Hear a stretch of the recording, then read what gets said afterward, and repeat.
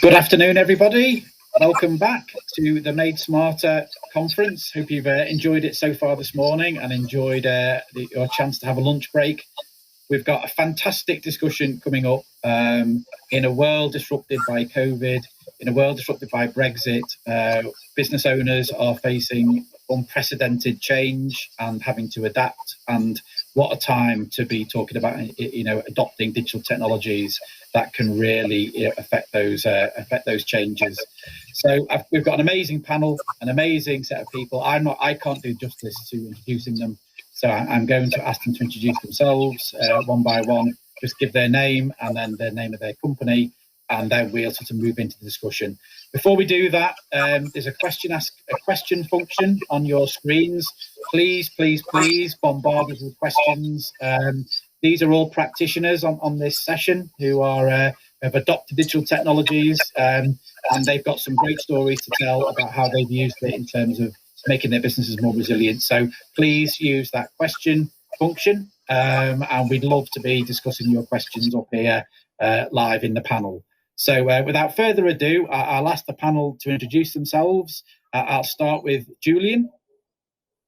Hi, so I'm Julian Lopez. I'm the export manager for Storth Machinery, based in Lancaster, near Lancaster.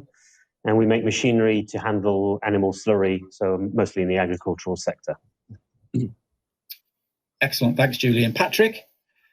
Hi, I'm the CEO of Nutrilaf, co-founder with my son-in-law, Adam. We make protein bars, plant-based, vegan. We're in the northwest of the UK, in Lancashire. And we've had a very high growth, and this is why we've used some of this technology platform.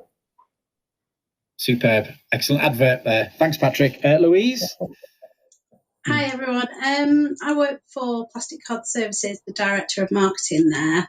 We manufacture plastic cards that are used for loyalty, gift, membership, hotel key cards.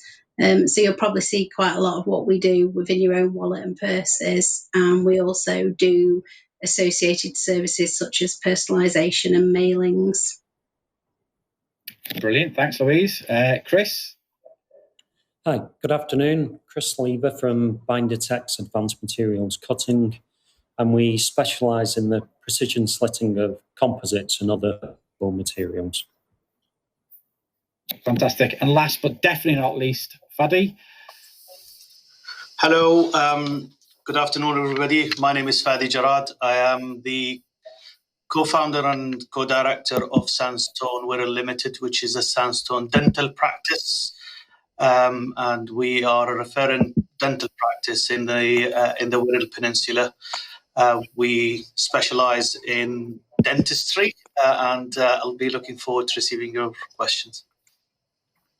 Excellent. And I'll just very briefly introduce myself. My name is Simon Reid. I'm a head of sectors at Growth Platform, the Liverpool City Region Growth Company. I've been involved in industrial digitisation in various forms, probably for over 5 years now. So absolutely delighted to be moderating this session. So without further ado, I'm going to get the discussion going. So please, obviously the question function's there on your screens. Throw us questions, and we'd love to debate your own particular sort of like challenges and applications on industrial digitization, and get the panel to sort of share some of their thoughts and experiences. But I'll get the ball rolling, and this is a bit of a big question panel. Obviously, it has been probably in all the years I've been involved in business, probably never seen a year like this where we've had a pandemic at the same time as we fundamentally changed our trading relationship with our biggest trading partner, sort of all at the same time. So really just sort of an open question to you, panel, in terms of couldn't you sort of articulate some of the changes that the pandemic has caused your business, and then in a sort of broader sense, how have you used industrial digitization processes and support from Made Smarter to maybe sort of mitigate some of those changes? Who would like to go first? I'll probably start, if that's okay, Simon. That's fine, Julian. So Storth Limited basically previous to COVID, was already struggling to get enough qualified welders to build its machines. And we're a very sensitive market where we need machines and parts with a very small lead time in order to get them to the client and secure the sales. Like I said, the problem was manpower. We just could not get the enough welders to satisfy demand. So we approached Made Smarter, and they helped us obviously on our digital future, shall we say. And we decided to buy a robot welder to help us with producing more machines with fewer staff, and particularly fewer qualified staff. Now, in relation to the pandemic, the machine arrived on the 1st of April and was commissioned during that week. What it allowed us to do is, basically in 5 months, we were able to produce a year's worth of parts for one part of our business with a single labourer instead of 2 welders. So one labourer produced in 5 months what 2 welders would have produced in 1 year. That obviously helped us hugely because it arrived just at the moment of the lockdown, and we lost 2 or 3 of our welders who had to stay home because they had children to look after when the schools were shut, or they had to self-isolate for medical reasons. So it essentially saved our bacon in the first few months of the pandemic.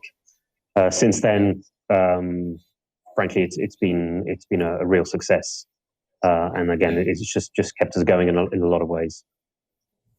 Brilliant. I think that's a really good illustration of industrial digital technologies and how they can affect change.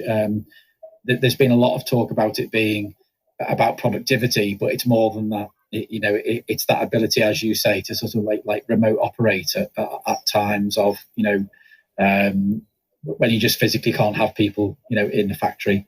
Anyone else in the panel have sort of similar insights to Julian? We've got a slightly different experience of it in the fact that we'd been working with Made Smarter since 2019. And just before the pandemic hit, we'd just gone through the digital roadmap session with Made Smarter. So we'd identified as a business where we thought we needed to invest in digital technology. And then we're putting together a timeline of how to do that. But I think when the pandemic hit, we had to kind of almost accelerate that because there were so many restrictions in place. And in order to keep the business functioning, we had to speed that up, really. And then we took advantage of the downturn in work because a lot of our customers are in retail and hospitality to allocate the resources internally to put these digital transformations in place. So although we were already planning on doing it, the pandemic has sped that up for us, and we're starting to notice those differences already.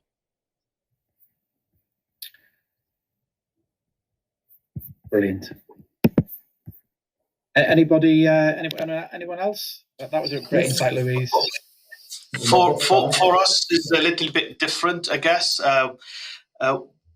People don't associate dentistry with manufacturing, and dentistry has been shut down as most of other businesses around the country with the first lockdown, and there was a worry about transmission of disease and how to protect the public and patients and also our employees. So we had a period of shutdown and with no operation, and that resulted in a lot of people who have dental emergency finding it difficult to access dental care, which has been a major issue, or was a major issue during the first lockdown. So we started really thinking about how to become resilient, or how do we prepare for the period when we reopen again. And part of the issue was around infection control and access to the dental care while you maintain the infection control and making sure that everybody's safe. So we tried to do move more digitally and start to implement areas of contactless activity with our patients through our website and through our reception-less remote communication with our patients. And one part that we looked at was being able to take impressions digitally, contactless, with reducing the amount of splatter, etc., to patients, and also send them or provide restoration medical devices that will fit in people's mouth by milling or 3D printing. And in our case, we thought about additive manufacturing. So we contacted Made Smarter, and that was our first sort of contact with them. And they've been extremely helpful to support our restart and resilience through, implementing that sort of, or help us purchase and implement those sort of digital manufacturing through digital imaging and 3D printing. That's great. Thanks, Paddy. Yeah, I guess it's we tend to forget sometimes that dentists are have probably been absolutely hammered, haven't they, by lockdown. So that was a really good insight. Patrick, I think you were about to come in just before.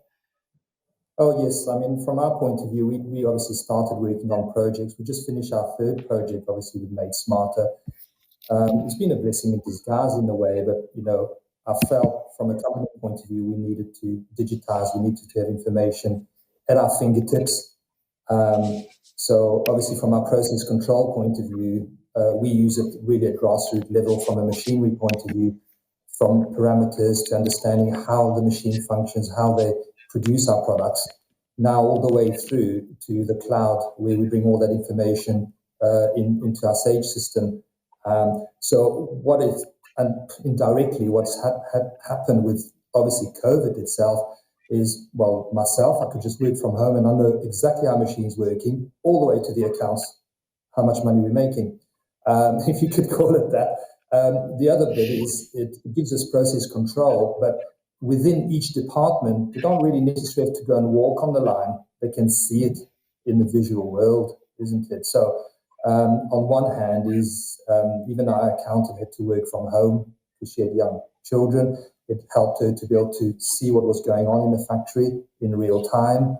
And it's the same. So that's kind of de-risks us in that sense. I mean, we've employed a lot of people during that period. We're very lucky that I think we took 36 people on, and I still need to take 12 on. So our workforce is growing all the time. And I guess the more you can get information digitally, the more information you've got to hand, it de-risks us in some way. It wasn't ultimately designed for that, but it has helped. Yeah. Sorry, Chris, I know you had some IT issues there, didn't you? You sort of went away and came back. So I don't know if you heard the question. I'll just repeat it just in case. So the question is really, obviously, with this sort of pandemic in particular, businesses like Binder-Tex have faced difficulties in terms of social distancing and operating as normal. And we're just discussing as a group how industrial digital technologies and the support from Made Smarter potentially has helped you sort of weather that storm. Sorry about the technical difficulties, but I should be back now.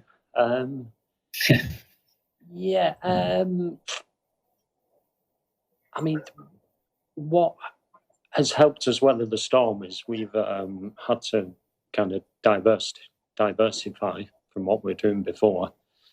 This time last year, 80% of our revenue was in aerospace. So as you can probably imagine, that's quite a bad place to be at the moment. So one of the Made Smarter projects that we did was around data capture and capturing how long it takes us to do a particular job, a particular task, planning it through the factory. And with diversifying into different industries, the information that we've got through our Made Smarter project has been absolutely key in ensuring we understand our capabilities when moving into these other markets. For example, we got involved in cutting ventilator discs this time last year. We've been cutting materials for PPE, furniture covers when the shops reopened last July. So these were all different industries we're working in, but with a similar process. So to enable us to ensure that we costed jobs right and we planned them properly, the information from the Made Smarter project was absolutely invaluable, and will be moving forward as well. Without it, we would have struggled, to be honest with you. Yeah. It would have been very difficult. Thanks, Chris. Well, actually, you've just you've kind of part answered a question that's just come in from the audience around. They would like me to ask the panel how much has the adoption of industrial digital technologies and the support from Made Smarter helped you, shift market focus when, as you just described, Chris, where one market is dipped and another one has maybe risen. How have you found the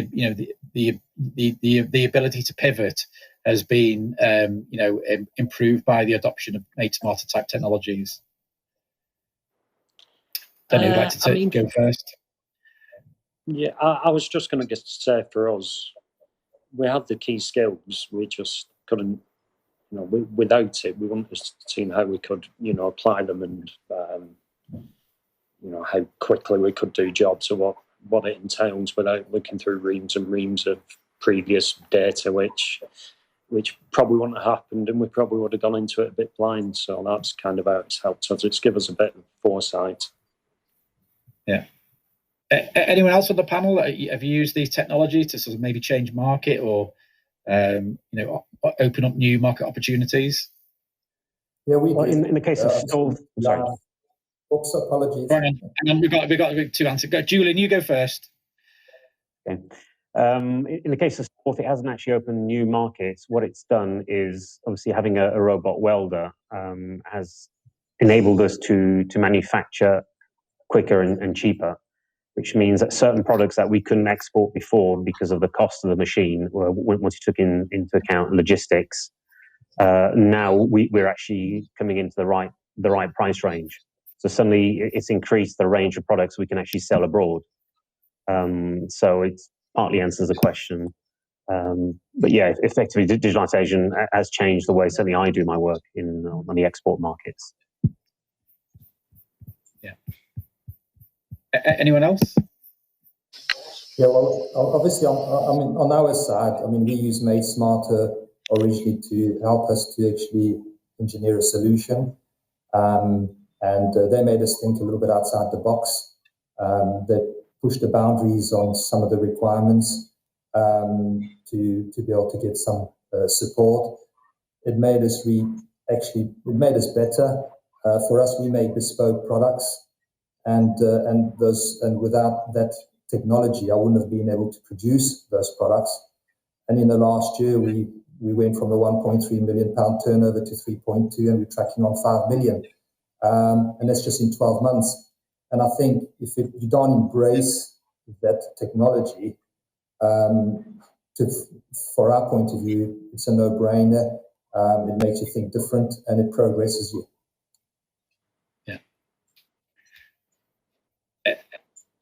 Else on the panel? Let's just finish off on that sort of question around, has it helped you change markets or adapt to new markets? It's helped us expand into a reasonably new market for us in terms of being able to produce photo ID cards on a large scale. So Made Smarter helped us with equipment that would enable us to win a high-profile photo ID contract over a 3-year period that would allow us to personalise photo ID cards on the front and the reverse, and then also encode a magnetic stripe on there. So before Made Smarter, the only way that we could ensure that the correct information was being encoded onto the magnetic stripe would be to manually look at the the front of the card and then encode the mag stripe on the reverse.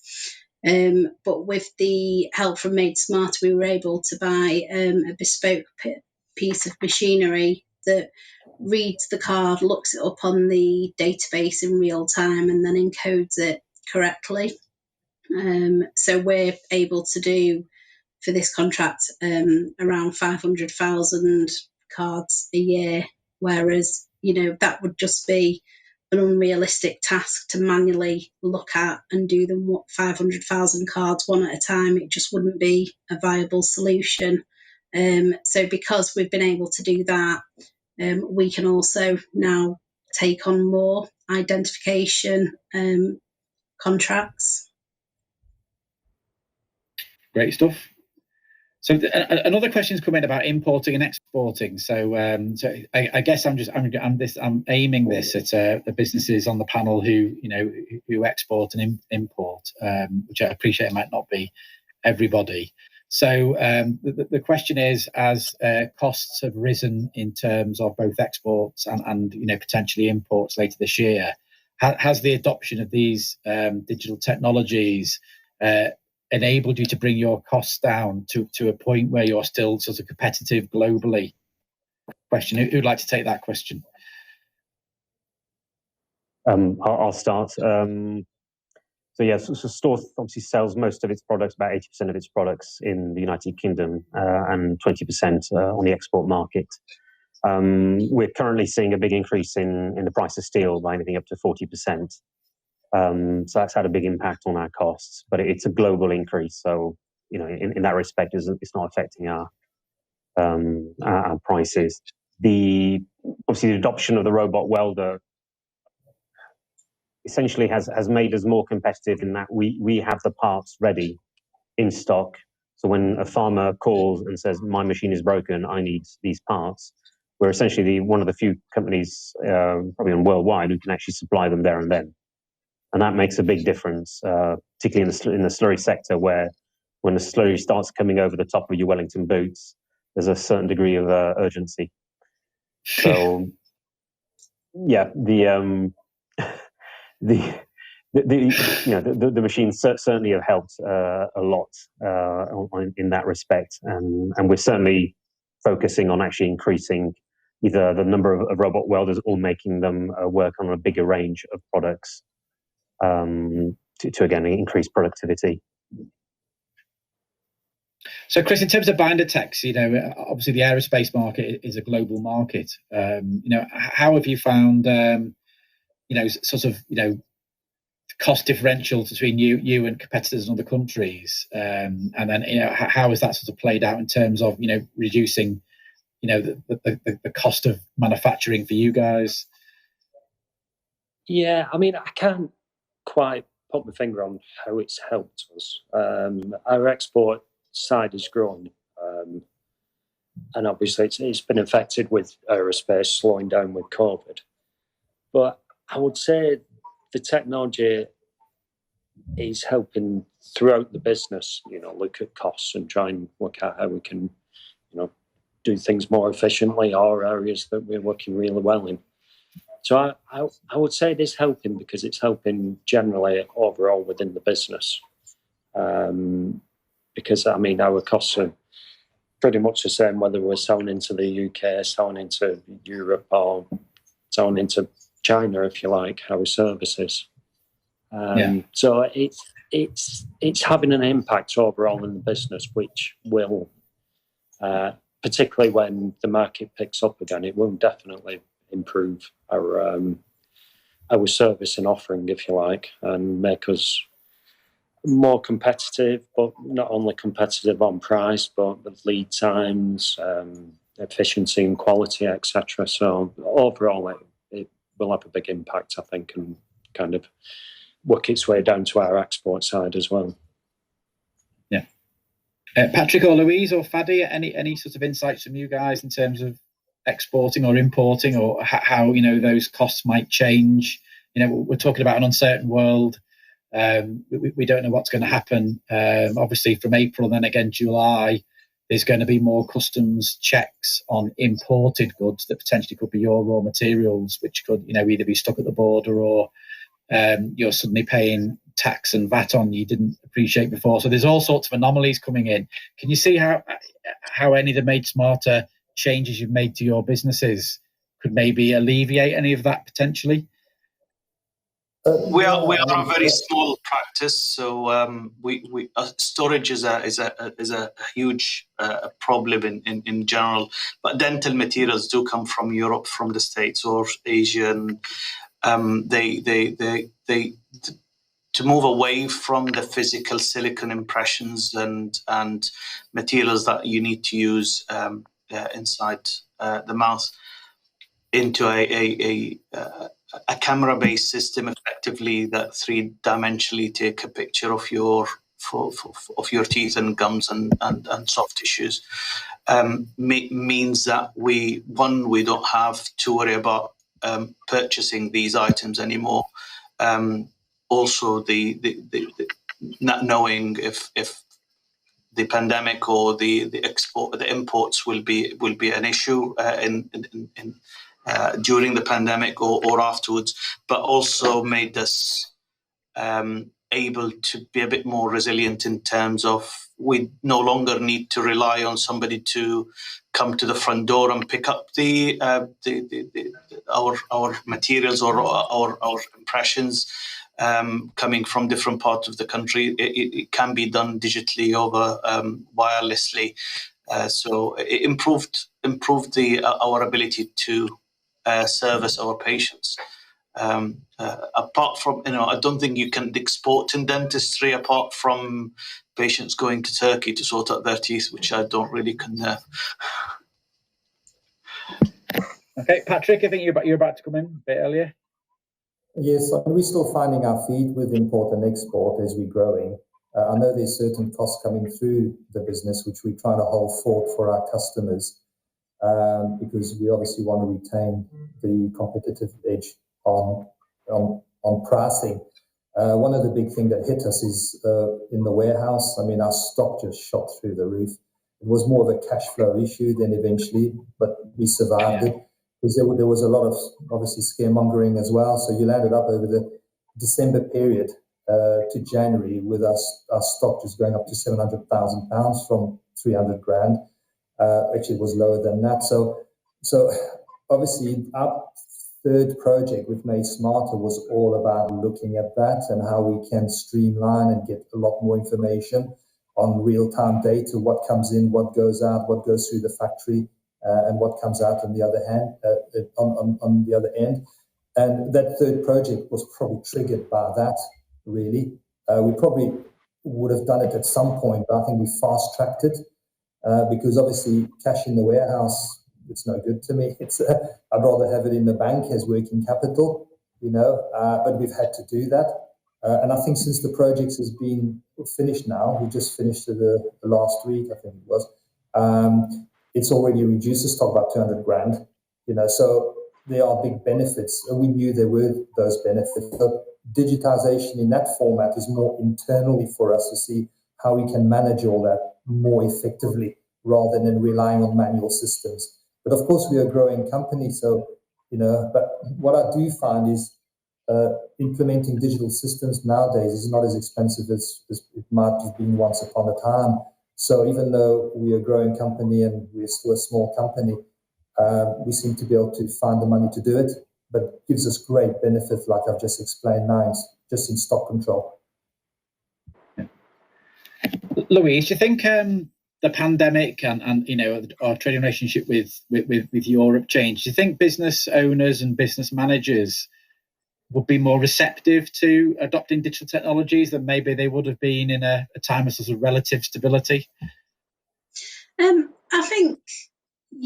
think now people are more receptive to it. I mean, certainly from our own experiences, one of the biggest misconceptions we all had was the costs that were involved in adopting these digital technologies. And when you actually kind of break them down into, rather than just look at everything all in one go, and you break them down and to see what return you're going to get for that investment, both monetary and in time, then it really does kind of become a really obvious choice to adopt it. And that's why we've gone ahead to change, kind of overhaul all our systems so that they're all integrated with each other, which will allow everybody within the business to have instant access to what's going on the production floor, to the invoicing, previous orders, marketing activity. So it'll be a lot more transparent for everybody, and it'll be more efficient overall. Yeah. So a question, I'm just toggling between the questions from the audience and this and your lovely faces. So a question's coming from the audience to say, when you sort of started the Made Smarter journey and you started to implement these technologies, what kind of barriers did you need to overcome, and how did you overcome them? So I'll pick on Chris first. So, was there any barriers to adoption of technologies, and if there was, how did you overcome them? I think being in a small business, I think one of the barriers that was kind of immediate was people's experience of technologies working in bigger companies in the past and how kind of complicated they can be. So I think it was kind of getting people on board that we're only a small business, but, why can't we have these systems in place? Because they're much more accessible than they used to be, and they're much more cost effective than they used to be. And as a small business, it will help us, as much as a bigger business. I mean, I do know quite a lot of small manufacturing companies, and quite a lot of them worked the way that we did, and everything was manually recorded, and it was death by spreadsheet because everyone created their own spreadsheets, and they became quite laborious to look at and fathom out. So I think our biggest, hurdles at first was getting everyone on board and that we can do it. We're a small business. Made Smarter was great because obviously it's helped us do things that we probably never would have looked at before and invested in. Because I suppose another roadblock is finance as a small business. So it certainly helped reduce the cost of it and made it affordable. But once we got going and everyone got on board, they could see the benefits of it. And, as we move forward and we start censoring machines and getting reliable data on how machines are performing, people are seeing the benefits of what you can do as a small business and how it can help you. Yeah, brilliant. So Fadi, tell us the story. Tell the audience the story of how a dental practice on the Wirral. How did you get involved in Made Smarter and adoption of these technologies, and then how did it work in the company? And what did it look like for us that don't know the dentistry world too well? Well, for me or for us, it was a bit strange because one, I didn't really think it's even possible because Made Smarter, I think we are. I'm right to say we are the first ever dental sort of manufacturer or company or to come and approach them. So it was like a unknown to all of us. But the fact that we went through the application process, it made us actually think about what we're trying to do. And there were a lot of experts in the field of just the digital technology and manufacturing within Made Smarter that you just could ask them generic or questions about your my situation, at least in the dental practice. And they were able to adapt their digital skills and find out solutions for us that might work to improve our processes or our in this case is enable us to actually function in one way. So the application process meant that me and my partner started sitting down and applying our knowledge of the business and trying to answer the Made Smarter application process and really take the fear away from investing in a new technology, digital system that, it might not been around for a short period of time, but the adoption in dentistry generally very poor, because the conventional ways works fine, absolutely fine, and everybody's used to take I guess everyone in the audience might have an impression one day or another for your mouth guard or for your crown, etc. So it's been something that people are used to, and trying to see the benefit of these things and for the future. And I guess that's applied to all other businesses. We're all small manufacturers, and you don't really know if that new technology will be adopted by your employees and be able to take it forward. And it has been challenging because, buying the equipment is one thing, implementing the equipment and making sure that it's used effectively takes time.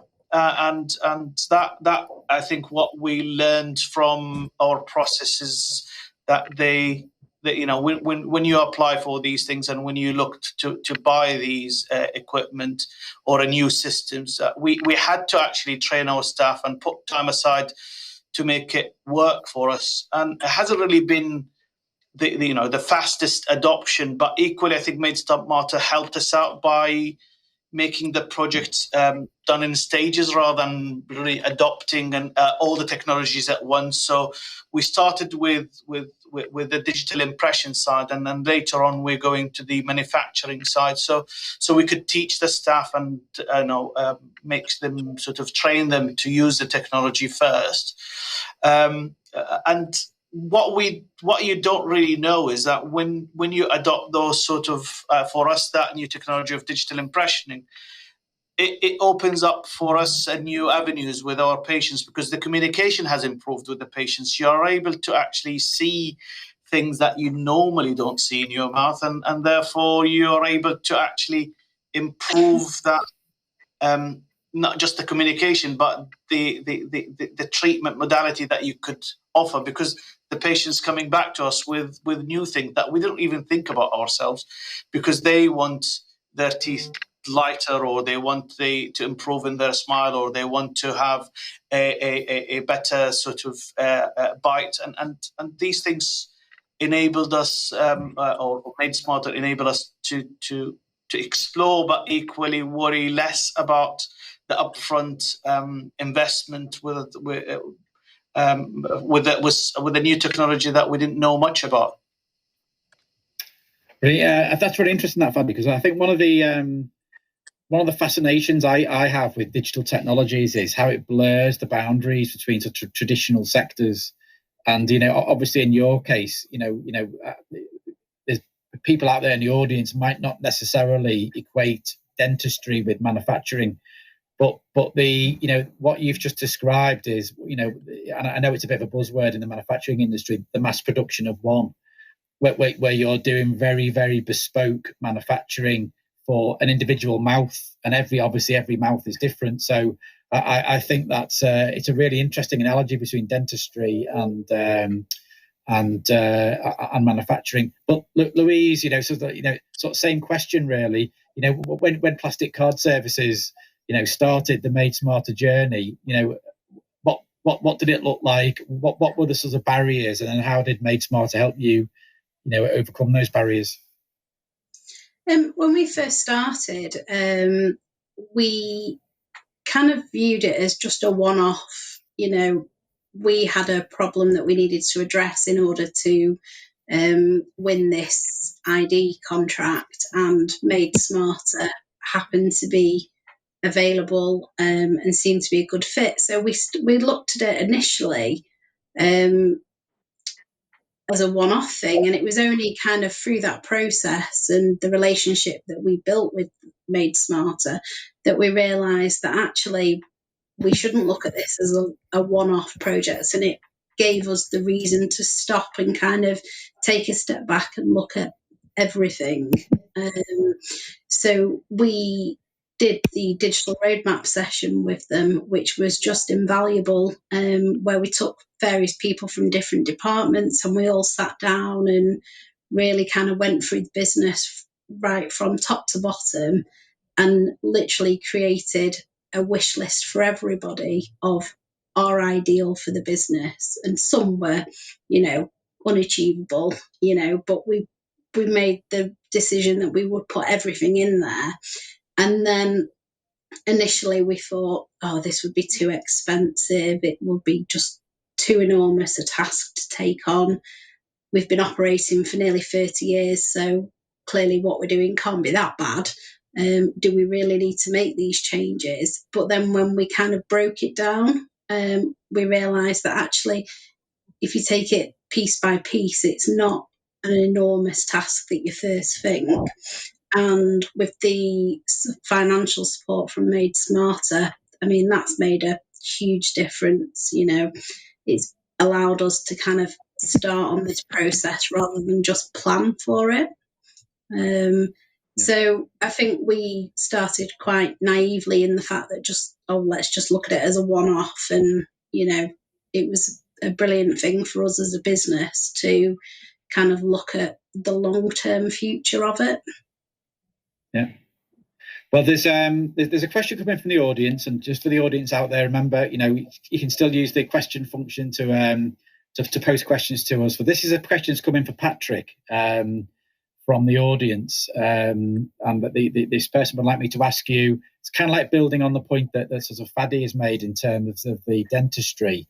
The question from the audience reads: can you ask Patrick at Nutri-Life whether Made Smarter and the adoption of industrial digital technologies has allowed him to do more bespoke products for his customers? Yes, it has. It's been the foundation. So obviously, being a smaller company, we looked out there, first of all, to see where there were grants available. Made Smarter then was put on our radar. We spoke to Made Smarter, and of course, that started our journey to realize, well, actually, we needed a bit of help here in the early days as well, and we still do now. One of the challenges, obviously, I'm a master black belt in Lean Six Sigma, and is to change something, you go to suppliers and you go, what do you want to do?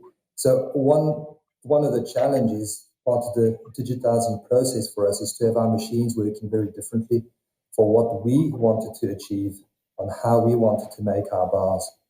So, of course, probably the challenge there is to make sure that your partners are willing to adapt their technology when they sell you a piece of kit as well.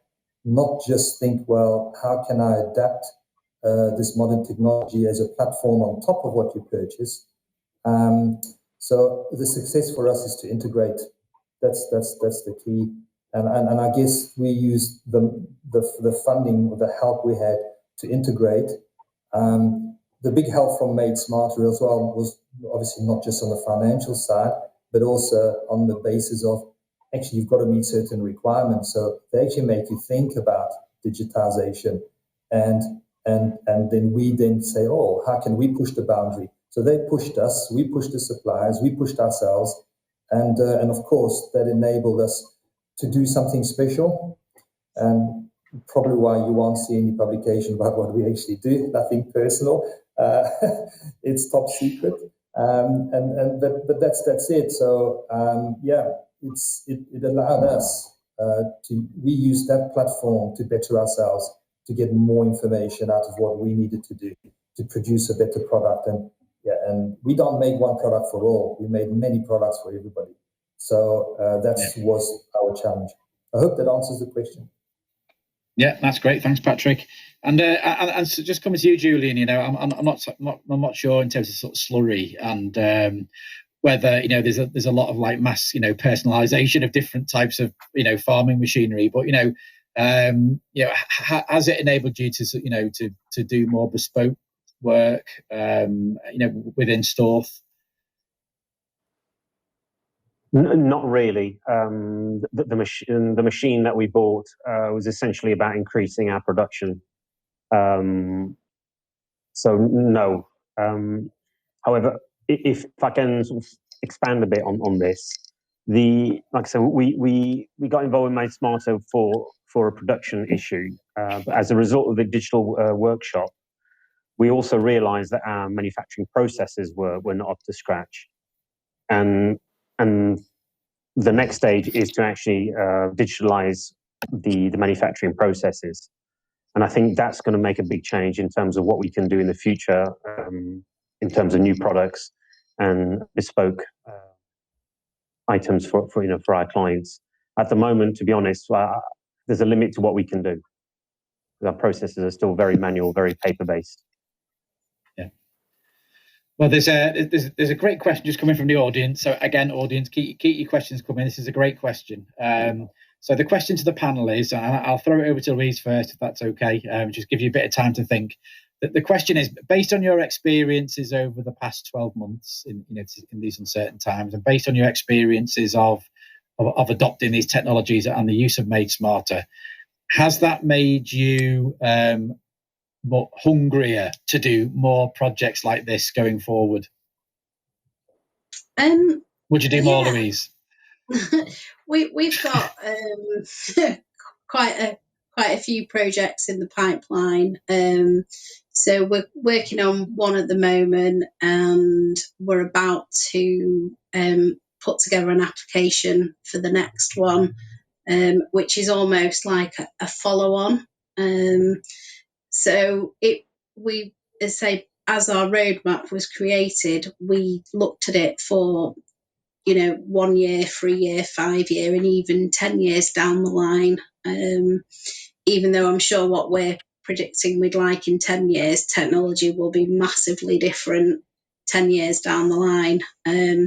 But yeah, we've kind of taken a real long view of everything. And also, while there's things like Made Smarter around to help with that, then it's a great opportunity for a business to take advantage of that. And it's not just the monetary support in terms of what we've had from them, it's the advice, it's the experiences from other people looking in at our business, listening to what we want to achieve, and kind of sharing their experiences with us has really helped kind of guide that path for us.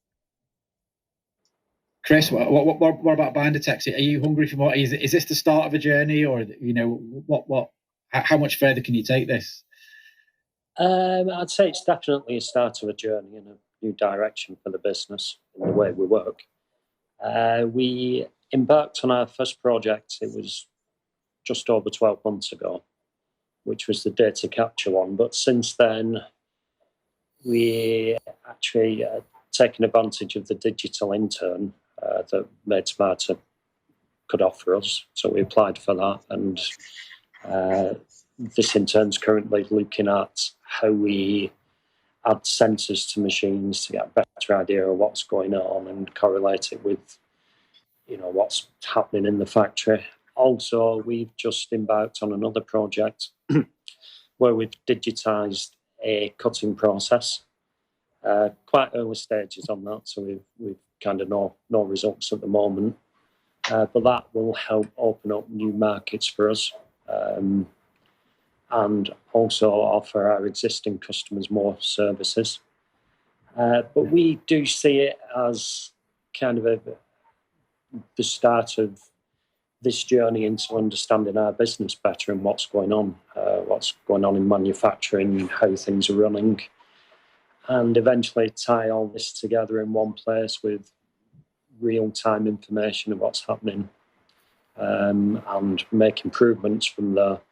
So yeah, I think it's just the beginning. We're certainly hungry for more. So we'll keep talking to Made Smarter about what we can do in the future.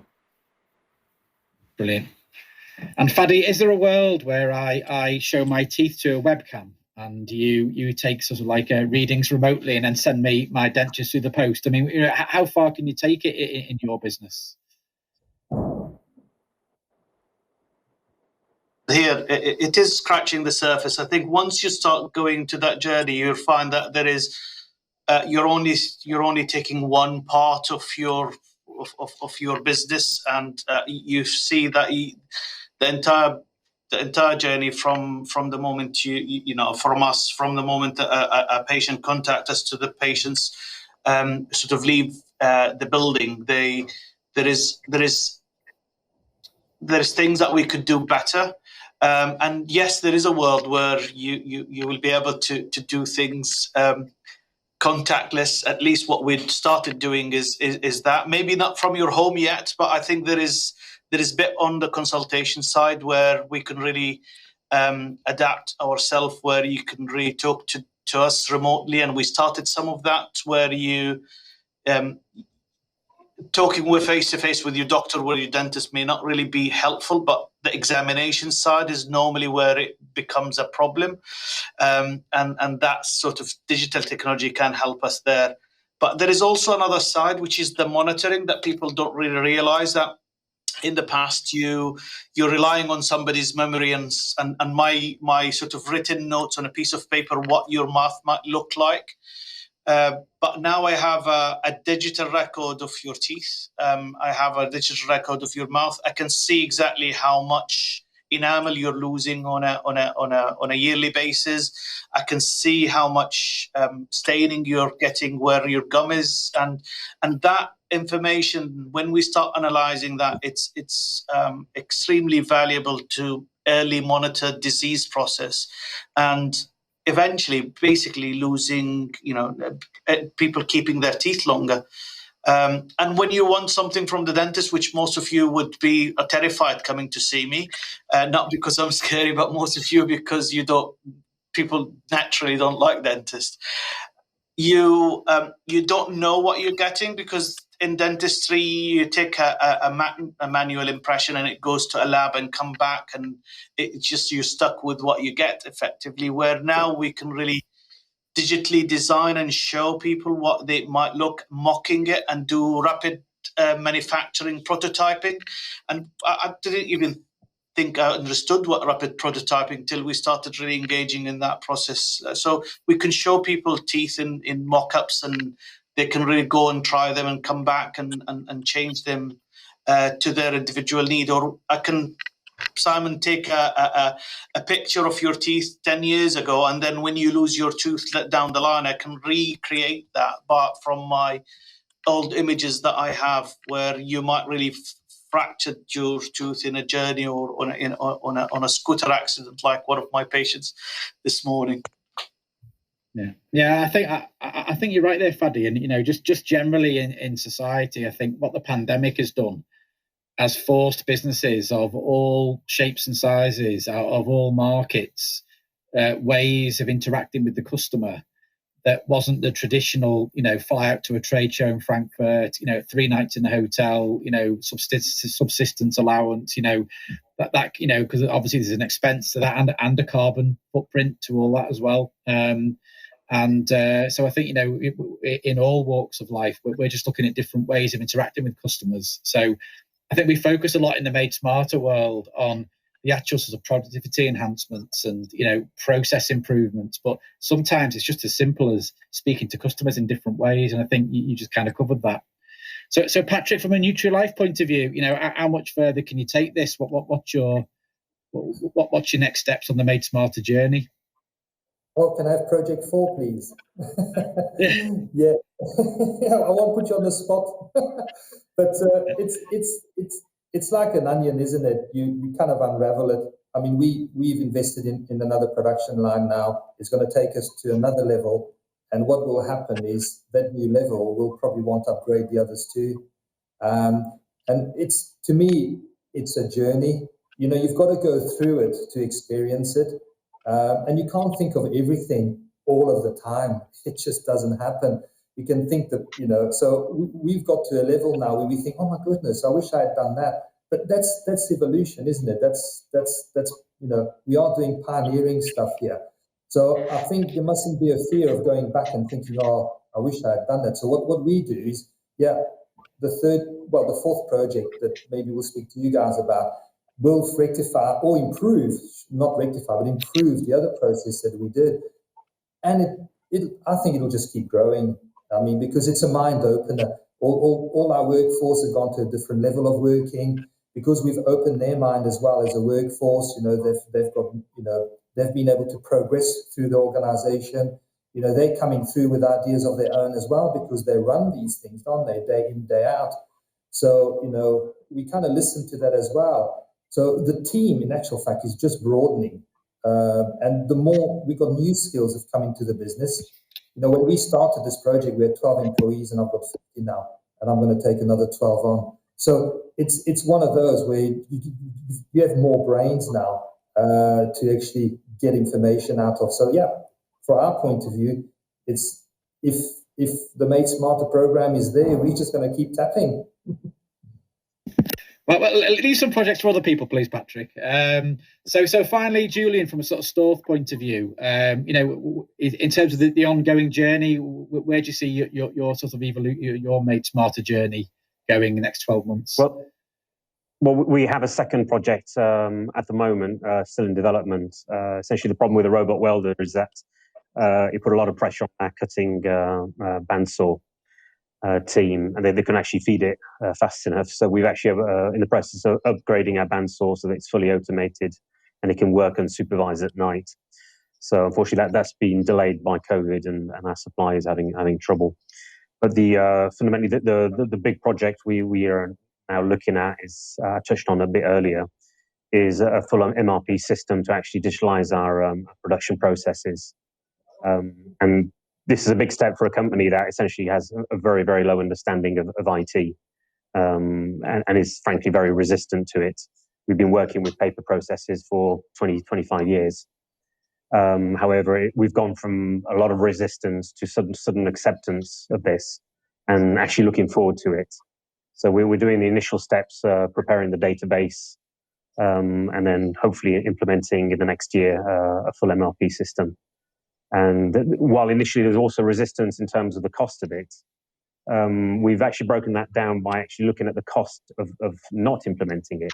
So whenever we have problems in production that cost us money, those were never really accounted for. They're now being accounted for, and we're suddenly going, oh, look, that £4,000 could have gone for a digital system that would have avoided this problem. And suddenly it doesn't seem quite so expensive. So that's the next step. So I'll be in touch for that one.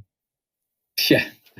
Well, listen, we're panel. Thank you so much for your insights. It's absolutely fascinating, to go from dentistry to cards to aerospace to slurry and whatever secretive things that Patrick's doing. I won't talk about. So, and just there's probably people out there on the Made Smarter conference listening to this who are yet to dip their toe in the water, and hopefully they've logged on to this session, to be inspired. So very, very quickly, because we've only got 3 minutes left, I'm going to ask each of you, if you were speaking to someone who hasn't started the journey yet, what would be your sort of one sort of sentence to sort of inspire them to get them, to get them on this Made Smarter journey? Because, it's great to have events like this. It's great to hear companies like you guys, but we want a lot more. We want the whole of the Northwest to be as plugged in as you guys are. So starting with you, Patrick, if you met a guy in the pub and he's thinking about starting Made Smarter and he asked you what you got out of it, what would you say? Oh, I got out of it a much more profitable business, much happier staff. And I think, if you can engage Made Smarter, do it, because it'll open your mind. Brilliant. Louise, same question? I think, to be honest, I would just tell people to embrace the support that's available and go into it open-minded, and just start it straight away rather than plan to do it. So just go with it. Just, reach out, embrace it, and go straight into it. Yeah, I think see where it takes you. Okay. Fadi, what do you think? What would your advice be? Engage with them. They have a lot of expertise, and just the reflective element of you thinking about the projects, it will open up ideas that you never thought of before. And there is a lot of expertise in that in this process. So I think embrace it, and hopefully it will take you to exciting places. Okay, Chris, same question for you. And we've got a minute left. So how can you inspire the audience out there? Yeah, I'd say definitely, speak to Made Smarter about your idea. They're very helpful. They'll give you a lot of help and give you help with the application as well. So definitely go for it. Don't hold back. Yeah. And that was my robotic tea maker. That was actually my wife just bringing me a cup of tea. So just for you out there in the audience. So Julian, we're down to our last 30 seconds. What would your words of wisdom my be? feeling is that you don't really know what's possible until you talk to other people. It's like turning a light on in a dark room. You can see a lot better by talking to people, who've been through it, who know it, who can point you in the right direction. So definitely a very valuable experience, and I would recommend it. Brilliant, great stuff. Right, we've got 20 seconds left, so it's just for me to thank the panel. So Julian, Patrick, Louise, Fadi, Chris, thank you so much for your insights. It was really good. I'd like to thank you, the audience, for some great questions, and hopefully you've got a load of info out of this session. Thank you.